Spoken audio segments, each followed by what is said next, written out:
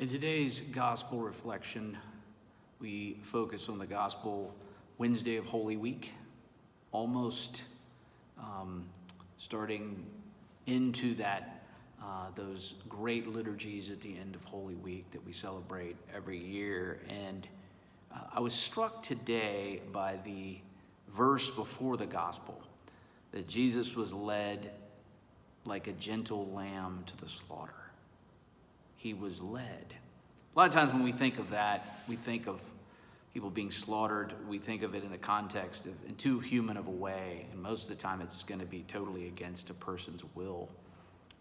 And then we see, you hear of domestic abuse cases where a woman or a man or whoever is not resisting evil and they're seen as just a helpless victim or they're misguided.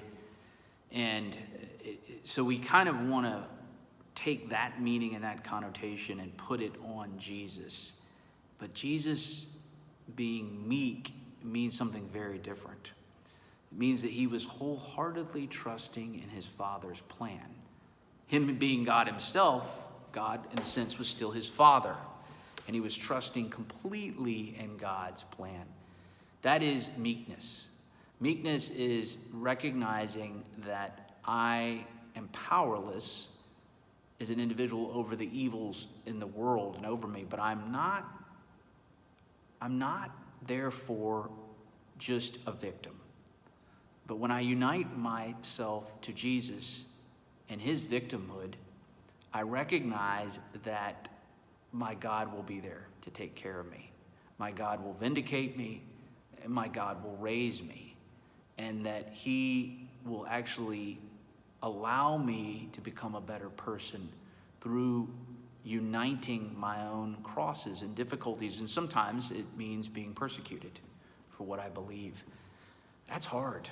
That is a very hard virtue to cultivate. But by the grace of God, I think it's what Jesus is calling us to be.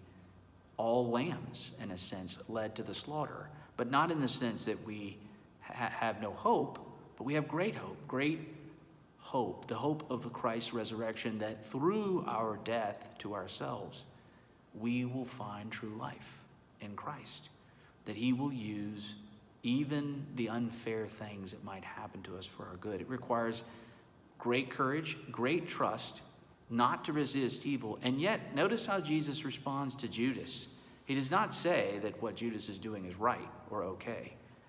He speaks the truth in love, and he is clear.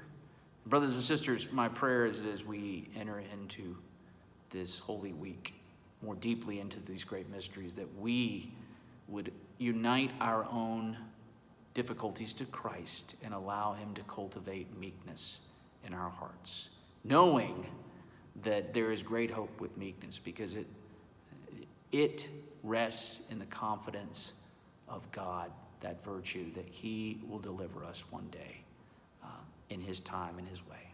May God bless you.